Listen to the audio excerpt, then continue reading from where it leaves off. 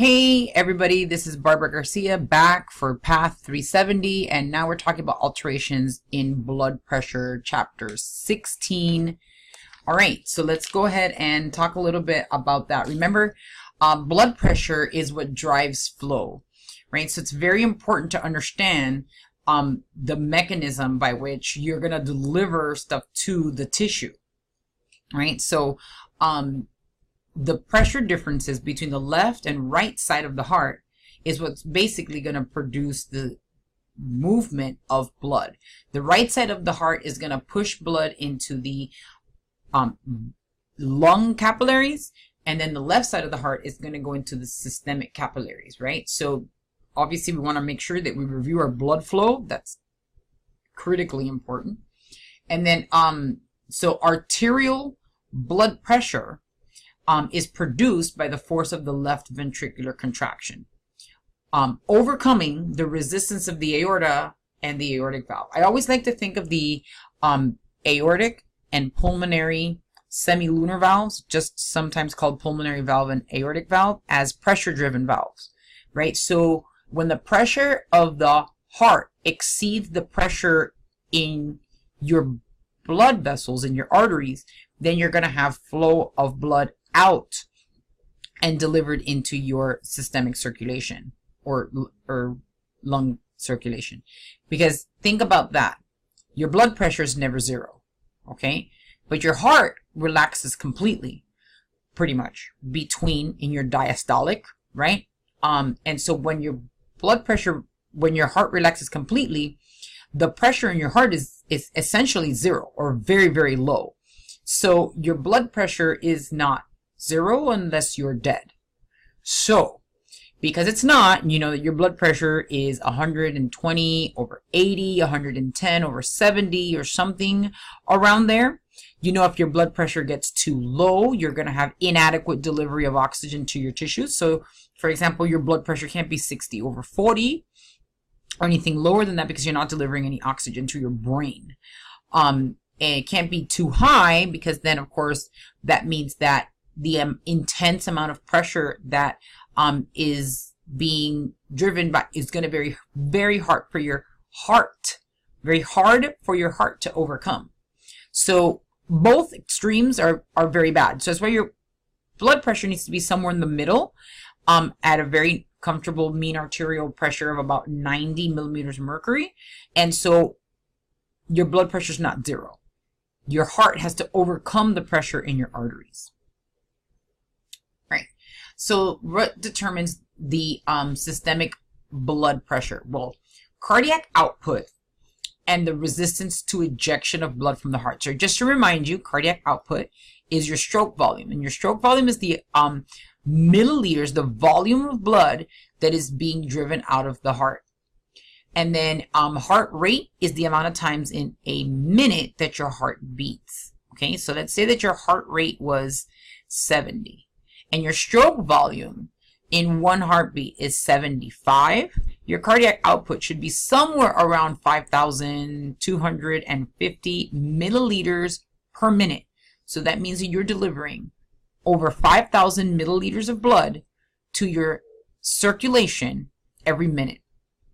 So the end diastolic pressure is the preload, right? Your end diastolic pressure is the amount of blood that is in your heart upon your upon your valves closing and when your heart is going to then try to eject this blood. So the maximum volume at any point will be measured as the end diastolic volume.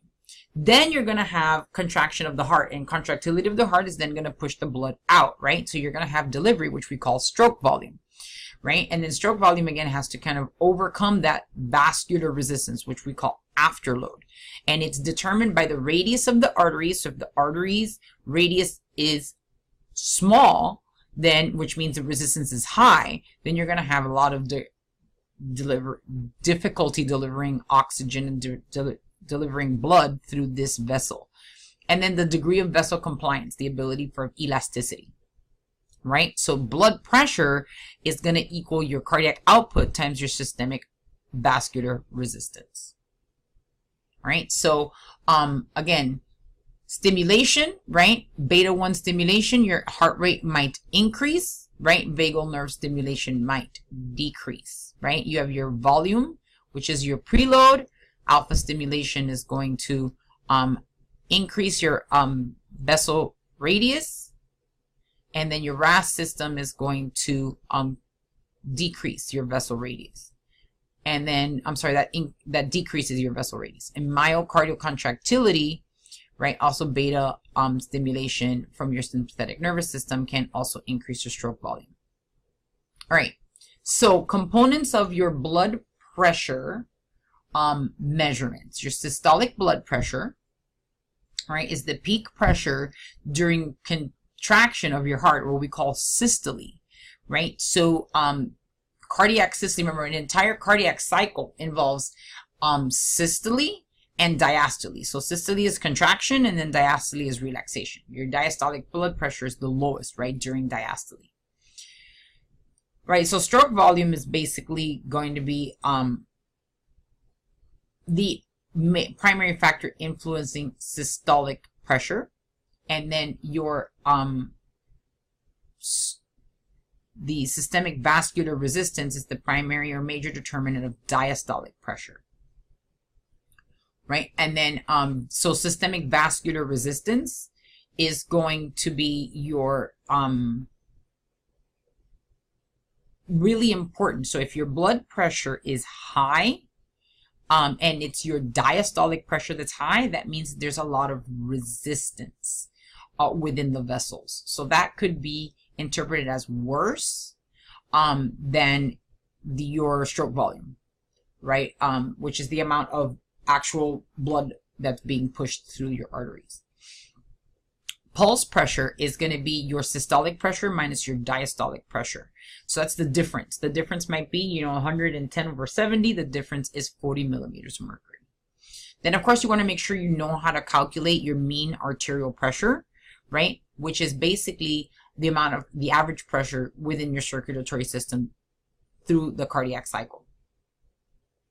So you make sure that that's MAP, mean arterial pressure, 2 times the diastolic pressure, plus the systolic pressure divided by 3. You want to make sure you know how to do that in the order of operations properly so that you don't do that incorrectly. I've had many students do that incorrectly and come up with a number that is not around 80, 90.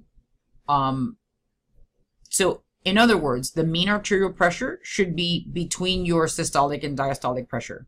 If you have a systolic pressure of 120 and a diastolic pressure of 80, and your MAP comes up 240, you did something wrong. Okay, so check your math. Okay, so a direct measurement of blood pressure requires an intra-arterial catheter, right, which can be done, right, and that would be giving you a minute-by-minute blood pressure reading straight out of the artery. And it's usually placed in the radial artery, most commonly. And it's, if necessary, that's the most accurate method of measuring blood pressure. But usually we do an indirect measurement, right? Using your brachial artery and a sphygmomanometer and a stethoscope, okay? So what we do basically is you are constricting your arm, right? And so that cuts off the blood flow, and then, right, so you increase pressure on the cuff, that stops the blood flow, and then as you release the pressure by releasing, right, the air from the blood pressure cuff, your heart can then reassert its pressure the second that your heart beats harder than the pressure that is on your cuff, right, that's blocking or occluding. So now there's a rush of blood through empty arteries, and so it makes a sound. So as soon as you hear the sound, that means that's your systolic blood pressure. And again, it's not perfect, but it is it's pretty close to accurate in the sense that it's going to give you a very good estimation of what your blood pressure actually is. Again, an intra-arterial catheter, so in the artery, is the only way for you to get a direct measurement. So this is a pretty good way of figuring out your blood pressure. And then you make the noise up until you return to laminar flow, and so that causes the disappearance of the Korsakoff sounds, and you're gonna get your diastolic pressure upon the site. And so obviously you need to have a stethoscope in order to be able to hear it, right? Right, so changes, right, in blood pressure are mediated, right, through our activation of our sympathetic nervous system, and particularly of neurotransmitters, epinephrine and norepinephrine. And then parasympathetic nervous system slows the heart, usually through the vagus nerve, right? So epinephrine and norepinephrine are from sympathetic nervous system, fight or flight. Parasympathetic is usually through the vagus nerve, and it slows the heart.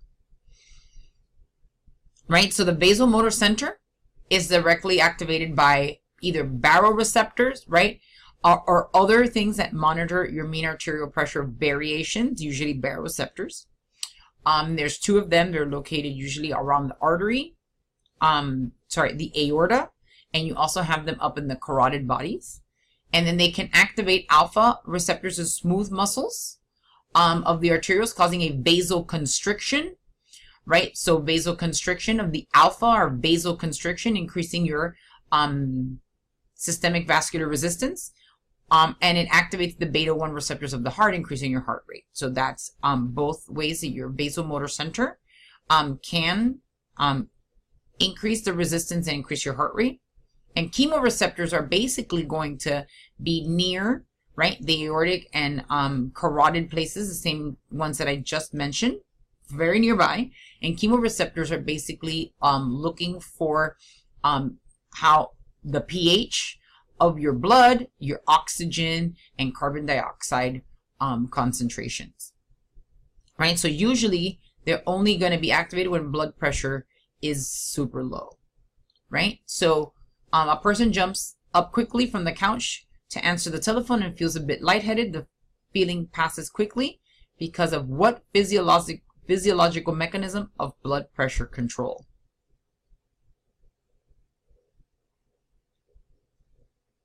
I might let you think about that one, right? Just remember what we were just talking about. All right. Long-term regulation of systemic blood pressure, right? It could be neural, hormonal, or renal, right? So obviously, systemic blood pressure is very related to blood volume. So if you increase blood volume, you increase blood pressure. If you decrease blood volume, you decrease blood pressure, right? So, so increasing extracellular fluid volume increases cardiac output and systemic vascular resistance, elevating blood pressure, right? So then causing, right, the kidneys, right, to excrete less sodium and less fluid as a result. So increasing sodium levels increases osmolality, which may also increase ADH secretion and causing the kidneys to reabsorb more water. All of these mechanisms increase blood volume, increasing blood pressure. The renin-angiotensin-aldosterone system is an extremely important regulator of BP, right? So your juxtaglomerular cells are stimulated by low arterial pressure, and then they are going to release renin. Renin activates. So renin is the catalyst that begins this entire thing, right? This entire cascade, right? It's going to activate the angiotensinogen, which is released by the liver and is just floating around in your blood. And it converts angiotensinogen into angiotensin 1. So angiotensinogen is a protein, and then you cut it up basically to make angiotensin 1.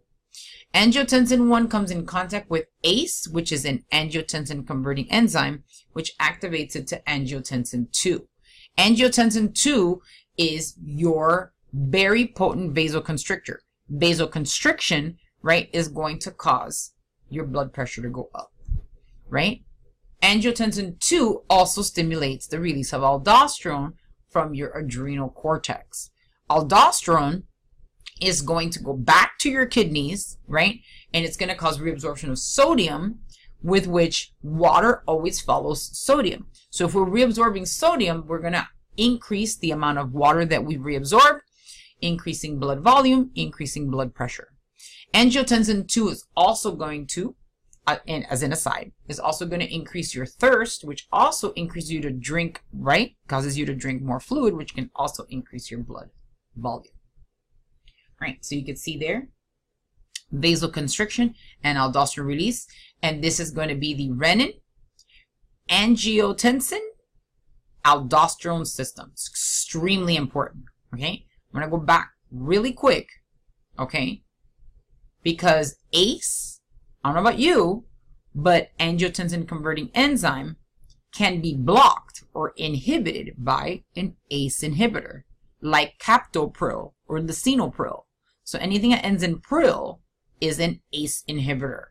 And so those block angiotensin from being converted into angiotensin II, and thus you are going to not have those increases in blood pressure. All right, so angiotensin II produces an increase in your systemic vascular resistance, right? So basically, atrionatriuretic peptides are going to increase sodium and water excretion. So they work opposite, right? Opposite of aldosterone.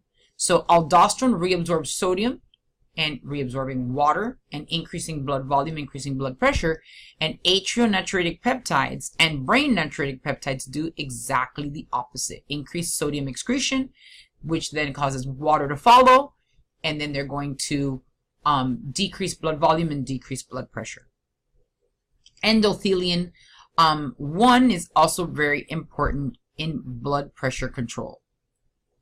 Endothelin 1 is important in blood pressure control because it is going to basically cause a vasodilation and in the kidneys and causing increased renal perfusion, right? And so when you cause increased renal perfusion and water and electrolyte movement, you also can increase the release of renin, right? So very important in blood pressure control.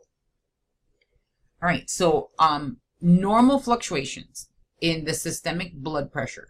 So your body's internal clock is regulated by the suprachiasmatic nucleus in the brain, right? So what you're going to see is your blood pressure rises in the morning before you wake up. You get that morning surge, usually cortisol driven, and it's highest in the middle of the morning, and it's lowest at night when cortisol drops, okay? So neural hormonal regulation, external environmental factors can also influence blood pressure, right? Lifestyle, cognitive ability, and emotional state can also affect blood pressure. Remember, cortisol is going to be very, very closely related to that. So high stress levels can also increase your blood pressure. Right? So hypertension. Hypertension is the most common primary diagnosis in the United States. It is critical for us to understand the guidelines that have been modified in the past by the American Heart Association. So we want to make sure we know the latest guidelines. And hypertension, remember, as it promotes afterload and causes the heart to have to work harder to overcome this resistance within your vessels, is actually going to increase the morbidity and mortality associated with not only heart disease, but even kidney disease, peripheral vascular disease, and stroke. It's responsible for a worldwide death rate of over 7 million people annually. Right? So determined by the Joint National Committee on Prevention, Detection, Evaluation, and Treatment of High Blood Pressure, right? Pre-hypertension is a range of pressures between normal and stage 1. All right, so notice that normal is less than 120 millimeters of mercury for your systolic blood pressure, and less than 80, not 120 over 80. 120 over 80 is now more predetermined to be your pre-hypertension levels. So in a person with normal blood pressure, you might see something more along the lines of 110/70 being the ideal blood pressure, rather than closer to 120/80. So pre-hypertension runs from 120 to 139 of systolic blood pressure and 80 to 89 of diastolic blood pressure. Stage 1 hypertension can be diagnosed by 3 different episodes of a blood pressure that is 140 to 159 millimeters of mercury systolic, or or a diastolic blood pressure of 90 to 99. Does not have to be both. You could have a blood pressure of 135/90 and still be diagnosed with stage 1 hypertension. Stage 2 hypertension requires only one instance in which your blood pressure is anywhere over 160 systolic or 100 diastolic, and that would give you a diagnosis of hypertension, and that would be stage 2 hypertension. Right? So classified by the higher value, does not matter whether it's systolic or diastolic. Right? So again, normal blood pressure is now more like 110/70. Right? An adult patient has a blood pressure of 120/80. Which blood pressure classification should be documented on the chart? I'm going to let you answer that. All right, so primary hypertension, also called essential hypertension, is idiopathic, right? The most common form of hypertension, and it is rare prior to the age of 10. I want you to notice that the rule of 10 applies to children. So you'll see that the rule of 10 says that children usually prior to the age of 10 do not have a blood pressure, a systolic blood pressure over 100, and they do not have a heart rate under 100. Okay, because they're smaller, their hearts are going to beat faster. The older we get, the slower our heart rate is going to be, which then ends up being about 75 normal. And then it's going to be, our blood pressure is going to increase. Okay, so it's very normal for a child to have a blood pressure of 90/60, right? Because their heart is beating really, really fast. Okay, so the systolic blood pressure is major risk factor, right, for cardiovascular disease. Right, so subtypes, right? So isolated systolic hypertension, so systolic BP that is 140 millimeters of mercury or greater, while diastolic pressure remains less than 90. Okay, so that's isolated systolic hypertension. So if you have like a pressure of 145/80. So notice that the separation between those two numbers is greater. So pulse pressure, that's systolic minus diastolic, is greater.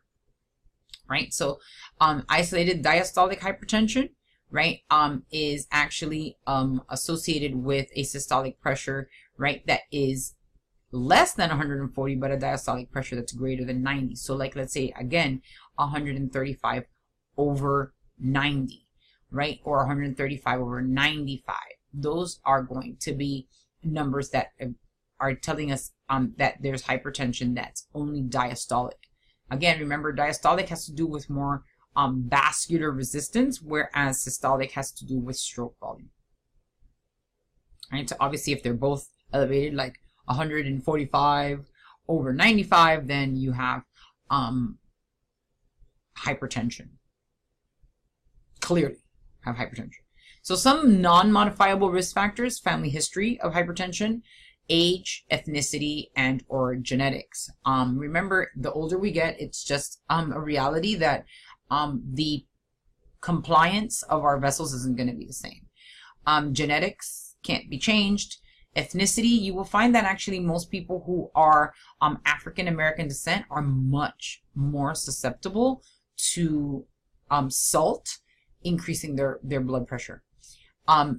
So unfortunately, they're going to have a much greater effect of cutting salt from their diet than other people. Other people of different ethnicity may not have the same reaction. You always want to try it though, with every single person, because you never really know the influences, again, the genetics of an individual person.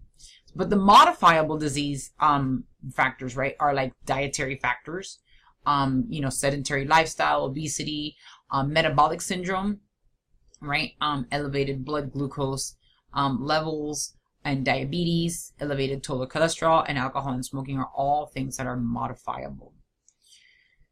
Right, so risk factors, right? Primary hypertension, you might see childhood and adolescence, or even intrauterine. Maternal smoking, right? Pregnancy-induced hypertension, you might see low birth rate followed by rapid growth in both height and weight.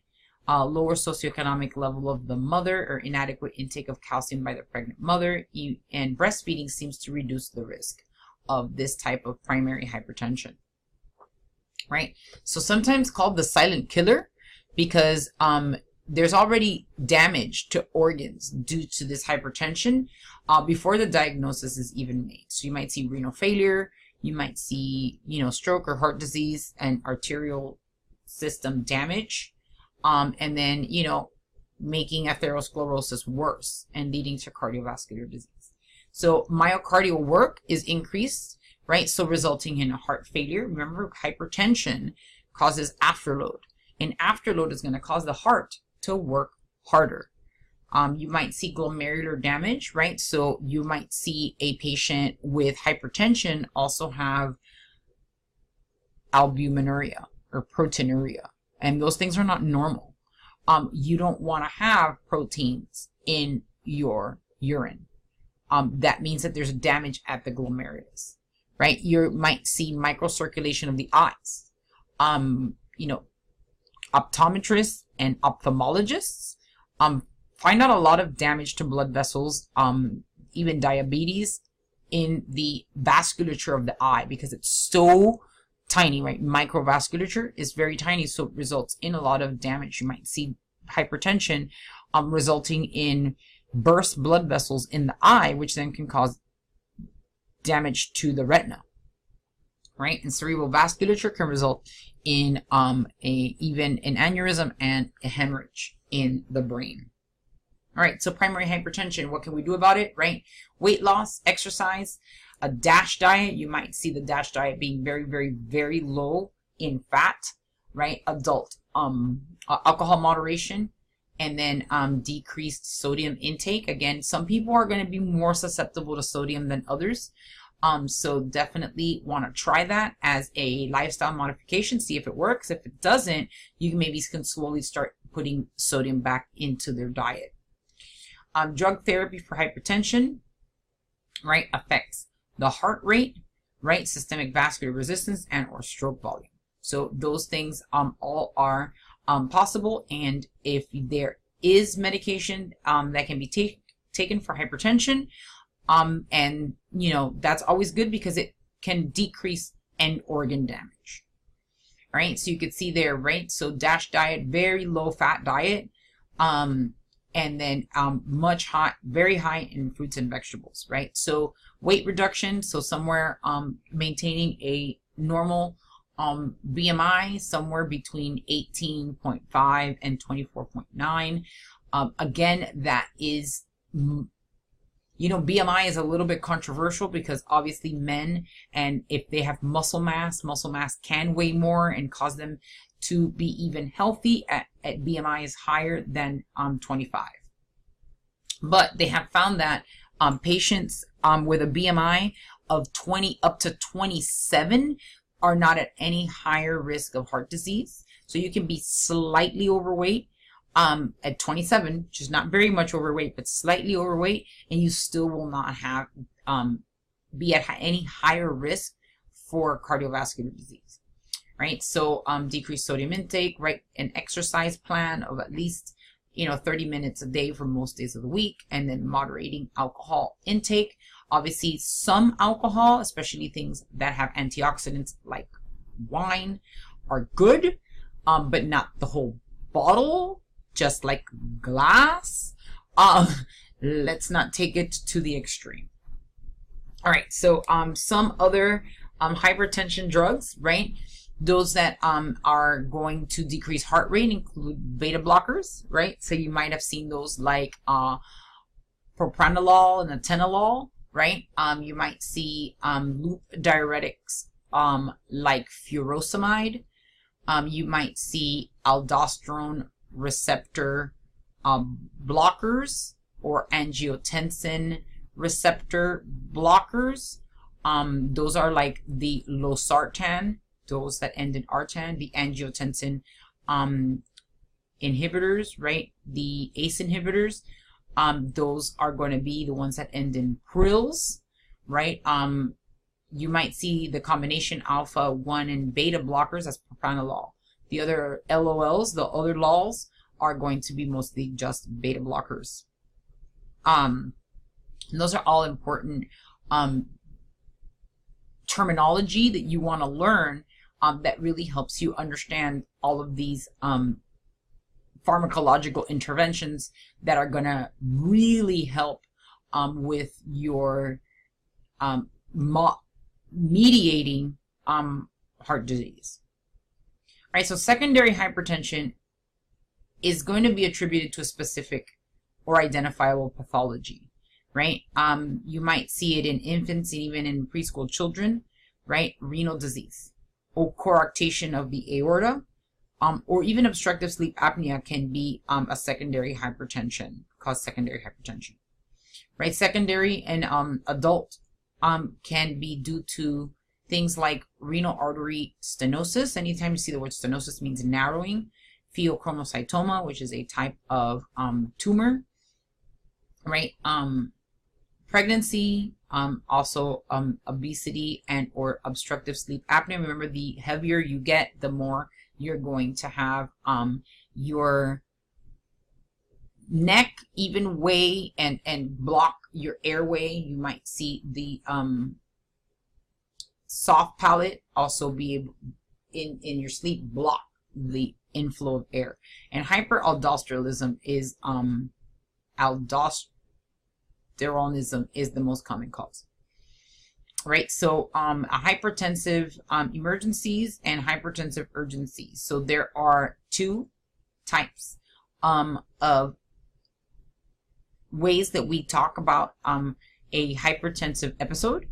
And if you have seen this maybe in older terminology, you might see a hypertensive crisis or malignant hypertension. Those are old terminologies, but now we want to make sure we use the most updated terminology, right?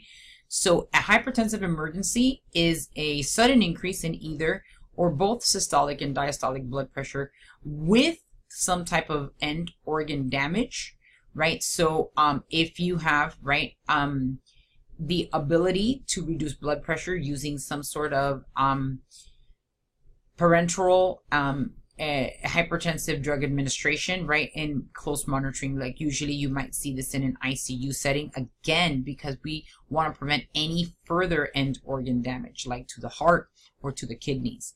Hypertensive urgency is a similar blood pressure elevation, but without evidence of end organ damage. So that's going to prevent end organ damage. Okay, so or some type of oral medication. So it does not need to be delivered intravenously or other methods. It needs to be oral medications, or oral medications are sufficient to bring blood pressure under control over the 24 to 48 hours. So those are, you know, somebody who already has renal, renal failure, or what we call acute renal injury, might be a hypertensive urgency with a sudden increase. But somebody without said, but has an increase in the exact same blood pressure spike, but has no evidence of end organ damage, is a urgency. Okay, so postural hypotension. So we also have low blood pressure, right? So an extreme change from your supine to an upright position can cause what we call orthostatic hypotension, right? So basically, your short-term control mechanisms might be slow or inadequate. So you might see a drop in your blood pressure of over 20 millimeters of mercury or 10 millimeters of mercury within 3 minutes when going into an upright position. This could result in dizziness, right? And basically can cause a fall, and especially in somebody who is already at risk for, say, hip injury because she is an older female. This might definitely be lead to a poor prognosis, right? Because if you are already a female who has maybe osteoporosis and you fall because of orthostatic hypotension, then clearly you're going to be putting yourself at a worse situation, right? So excessive increase in the heart rate also may be diagnostic, results in dizziness, blurred vision, confusion, and possible syncope, which is fainting, right? So it could be seen, right, obviously, if you have cardiovascular disease, and is a risk factor for things like stroke, cognitive impairment, and death, okay? So orthostatic hypotension may be a result of either vasomotor or baroreceptor response, often seen as a adverse effect of some type of drug therapy, right? So you might be taking too much blood pressure medication, might have been an interaction between medications, or maybe something that person ate, right? Can also interfere with the administration or may affect the drug, right? So also a vasovagal reaction. Remember, your vagus nerve is the one that does parasympathetic, so you might see hypotension as a result of that. It could be volume depletion as well. Maybe somebody who has very low blood volume, maybe due to loss after some sort of injury. You know, arterial stiffness and cardiac dysrhythmias as well. So treatment, right? Make sure that positional changes are slower in reviewing medical history, avoiding hot environments, right? Avoiding large or carbohydrate heavy meals. And then when symptoms begin, squatting or bending forward or crossing the legs may reduce the effects of this hypotension. Elastic compression stockings. Abdominal binders or elevating the head can also do that. Increasing salt or fluid intake if it is not contraindicated. Right, so an adult patient suddenly develops a blood pressure of 210 over 130 with ischemic stroke. Which term will the nurse use to describe this situation? Is this obviously not hypotension, right? Is this hypertensive urgency or hypertensive emergency? So if there's ischemic stroke, I'm thinking that's an emergency. All right, so I have this little case study that's attached here. I'm going to let you work on this on your own. And so I will see you later for the next chapters. Thank you.